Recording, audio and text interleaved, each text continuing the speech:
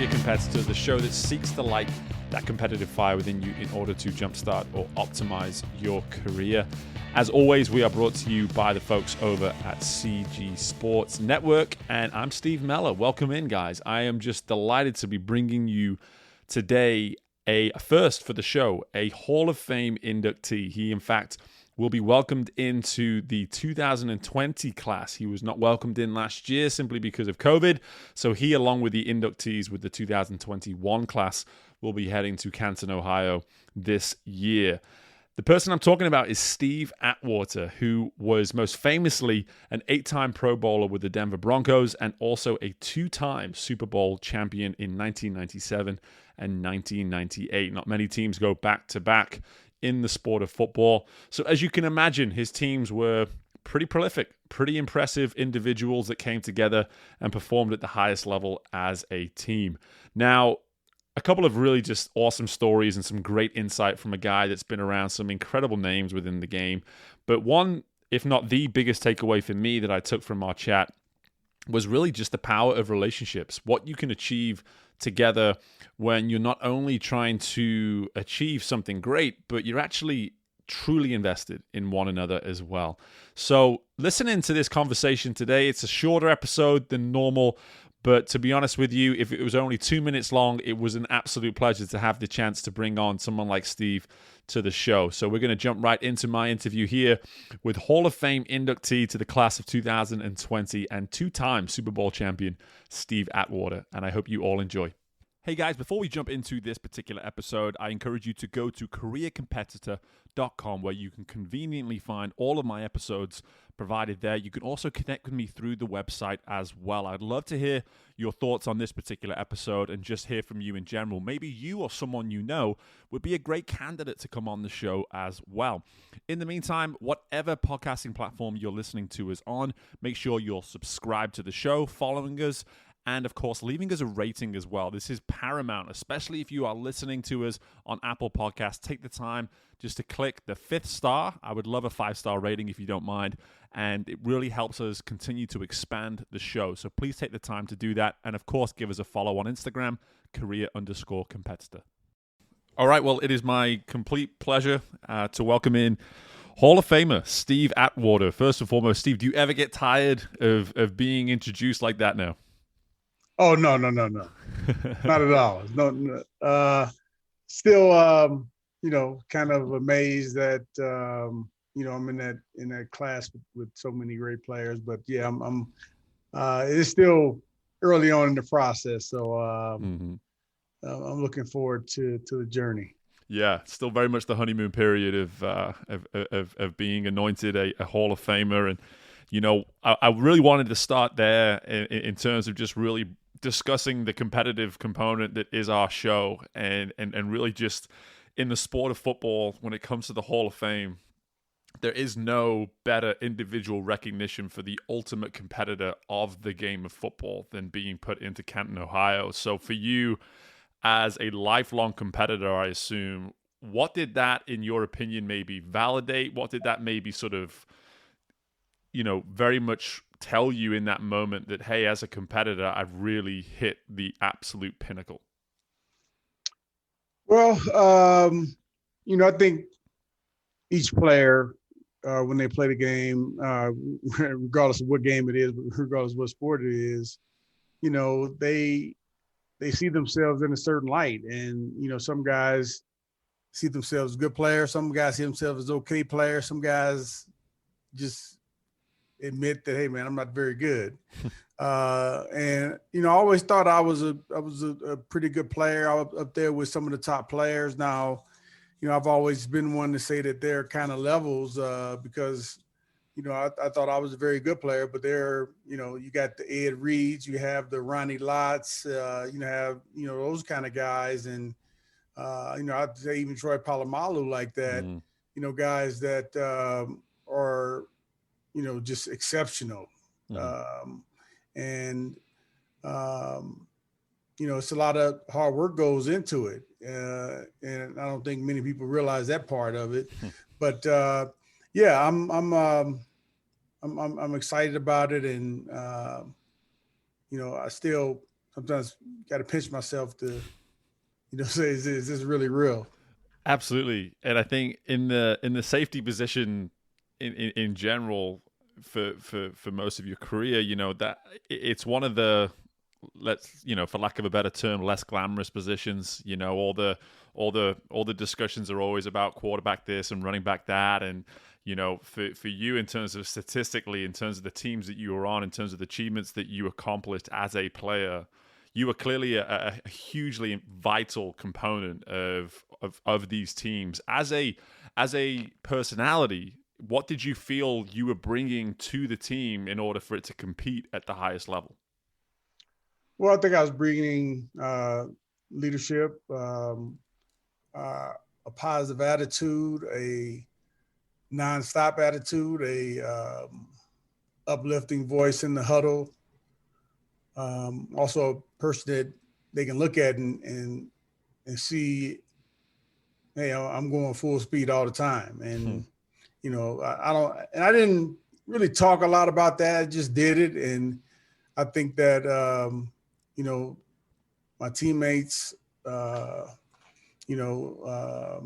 have played a little harder because of that. And, obviously I had guys on my team that played hard too. And I was inspired by them as well. But, that's when, you got something special when you have, multiple guys on the team, several guys who all are committed to playing at a high level. Mm-hmm. And, I was fortunate to, be on several teams like that. We didn't always make it to the Super Bowl, but, the two times that we did go and we won, we had unselfish players, guys who were just leaving it on the field. And, not only were we teammates, but we were genuine. We still are. We're still we have genuine friendships where we care about each other and, care about each other's families and that. And I think that was a big part of it too. We were not just playing for ourselves. Hey, I'm playing for my guy who, I practice with every day, and I see them, sacrificing everything, and we're all kind of doing that. So, I think you also got to have the coaches that kind of feed that, and that's kind of their philosophy as well. And it all kind of works together. And we were fortunate in that regard where we had coaches that, brought us closer together. They did had activities, fun activities for all of us. I remember in training camp, we'd have a fishing derby at the end of the training camp. And man, we would be competing, Shannon Sharp, he'd go off and to a remote part of the lake, and then he'd come back with 15 fish. Like, man, how'd you get those fish? Yeah, it was some funny stuff going on with it, but it was all good. And then we come back, and then Mike, he would give us gifts. Whoever caught the most fish, biggest fish, and and all those little things. I think it just brought us closer together. And not only were we working hard, but we were also having just a ton of fun. Yeah, that's special. And I think one thing, we've had Super Bowl champions on before, Olympic champions, and we're speaking to people that especially are part of these team sports. It seems as though there's this ability to develop genuine relationships. And I think that is something that is so powerful and actually allows me to sort of bring in something else I'd love to learn, is really just how the sport of football has impacted you, the person, as opposed to the other way around. You've explained a lot there in terms of what you brought to your teams in the game. But in terms of just the sport of football as a whole, what has it done to you, the person? I wouldn't say it was the sport. I would say more my teammates and coaches. They're the ones who had the biggest impact on me. And I guess you can't say the game because, you got to do things within the rules, do things the right way.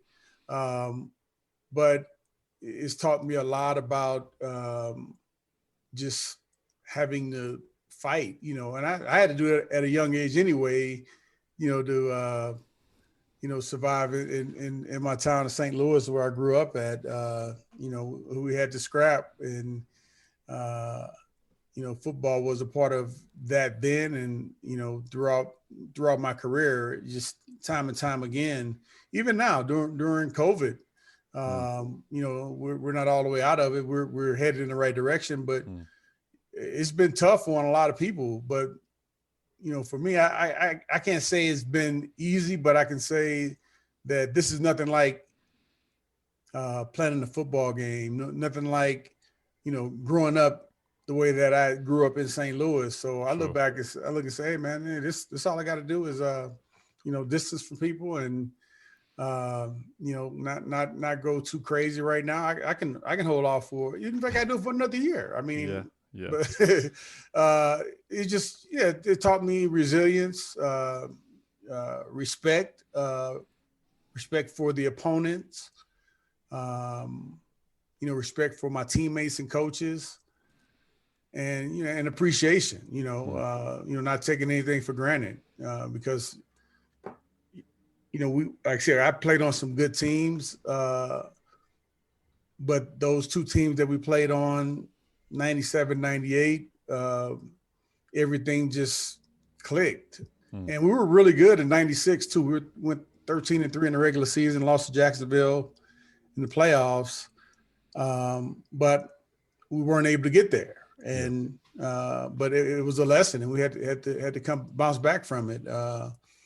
And I think football really is a microcosm of life, because you go through things in life, and a lot of my stories I see with my kids when they go through things, I can share with them instances of how that can relate to football, and how to look at it in a different way to be able to deal with it, and not get so bent out of shape about it. Sure. That makes a ton of sense. It's really what we're all about on this show is really trying to take these lessons that we can learn in sport and apply them to really any avenue of life. And I think anybody listening to this, especially in the last 12 months or so, as we've gone through this COVID time, looking at ways to be resilient, finding respect in the work that you do and for the people that you work with, and having that appreciation for just the fact that maybe you still have a job, even if your job has been somewhat, influenced in different ways, whether it's doing it through a screen like this or, as opposed to whatever you used to do. That appreciation is paramount. And I love that. I think that's a massive takeaway from this for me. And in terms of just what you now have to look forward to, Steve, talk to us a little bit about the work that you're doing today, and I guess how you're still getting these competitive juices out. I'm sure they never go away fully. So how are you still competing today? Yeah, well, I actually work for the Broncos now. I am in a position called manager of fan development.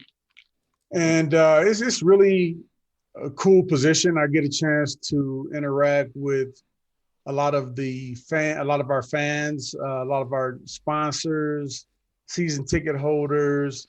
And then the Broncos organization is affiliated with a ton of nonprofit organizations. And I kind of feel bad because I haven't been involved here over this past year with the pandemic going on. Sure. But I'm looking forward to, getting back up to speed and, getting back active with the nonprofits as well. And then also I'm able to have some interactions with a lot of the current players and coaches. Well, not right now because of COVID, but sure. Prior to that, and I anticipate that happening again once we get past this. It's just an awesome job. My boss, he's like a really great friend of mine too, Mac Freeman. I remember when I lived in Maryland, I believe at the time. I lived in Atlanta for a while, then I lived in Maryland. And I came back to Denver once, and then I saw him at a game that I went to in Tampa Bay, Florida. And, each time he said, hey, man, we got to get you back to Denver. And, we're going to get an office for you. And I didn't believe it. Sure. And so when we decided, my wife and I decided to move back, we came and found a home, and I reached out to him and said, hey, were you serious? And he's like, yeah. Yeah. And we went and met, we talked for 15 minutes, and it was a done deal. And, he's he's the same person who, I met back then, just has a heart of gold and, high morals and, just cares so much about other people. And, I'm really fortunate to be back with the organization in this capacity and being able to be around so many wonderful people. Yeah, absolutely. And it sounds, what I love about this is the way it's gone full circle. When you talk about those teams in the 90s and the way in which you were a family on the field, off the field, and it sounds as though for the Broncos as an organization to feel as though they can work their way back to those sort of glory years, they've decided let's take this incredible nucleus that we had there in the 90s. Let's have as much of this around as possible, so that maybe these guys on the roster today can pick up and start to feed off of that a little bit and start to have that same sort of buy-in for one another, both on and off the field. And how can you not be successful when you have that type of a blueprint to take advantage of, as an organization, which is fantastic. And Steve, I'm just so thankful and appreciative for your time today. And you had to wait one more year to see your enshrined face in Canton. And I'm just so excited for you to have that opportunity this year, obviously, to be able to go and do that. So best of luck with the rest of 2021. Congrats again on the Hall of Fame, and thank you again so much for your time today. Steve, thank you so much for having me on. And I checked out a couple of your episodes, man. You guys doing a great job. Keep up the awesome work. Even when it may not seem like people may be looking or your numbers growing, it has a big impact, man. And my hat's off to you for providing important content. So thank you. It means a lot. Thank you so much. Such a wonderful opportunity to have Steve join us here on the Career Competitor podcast. And as I said at the outset, relationships were massive in Steve's success within his football career. But behind those relationships were an extremely authentic man. And when you look at some of the key components, the traits, the qualities that Steve brought up here, these are all things that are applicable to anyone and everyone, no matter what walk of life. To be honest, these are things that are applicable to just being a good human being. And in order to be competitive, in order to be successful, you have to be somehow authentic to who you are. And if you're not a good person, if you're not someone that has these types of values, the values like leadership, positivity, resilience, respect, appreciation, being unselfish, having a nonstop go-get attitude, all these things, if this isn't what you're built upon, it's always going to be difficult. It's always going to be difficult to build these trustworthy, authentic relationships in any component of your life. So what I love about this interview with Steve is that he was able to come to us and really explain quite clearly that for a team like the ones that he were on back in the 90s, to have the success that they had, it was a bunch of really good guys that believed in a common goal to be the best at what they did. And they did it in a way where they were very serious about it and they had a ton of fun.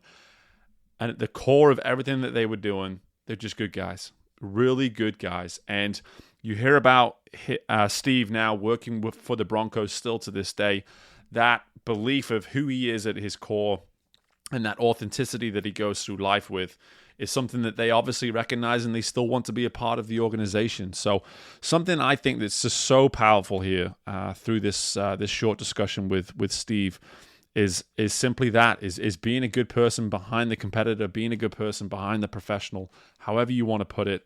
It's something that you need to take seriously and invest in. Find ways to invest in who you are as a person behind whatever it is that you are doing each and every day. So again, incredibly appreciative for someone like Steve to stop by the show. And if you're new to the Career Competitor podcast, firstly, thank you so much for taking the time to give us a listen. If you feel the need to maybe check us out a little bit more, you can always go back on whatever podcasting platform you're listening to me on and check out, download, and rate some former episodes that we've had. That would be greatly appreciated. And in the meantime, you can always give us a follow as well on Instagram, career_competitor. The website's always active. New episodes being put up on there all the time, careercompetitor.com. And that is also where you can connect with me. Just make sure you reach out. Let me know who you are. Why it is you're reaching out? And I would love to hear from you. But in the meantime, best of luck with everything you've got going on as always. keep competing, keep finding ways to aspire to do things at higher and even better levels than before. And I look forward to speaking with you all again very soon. Bye for now.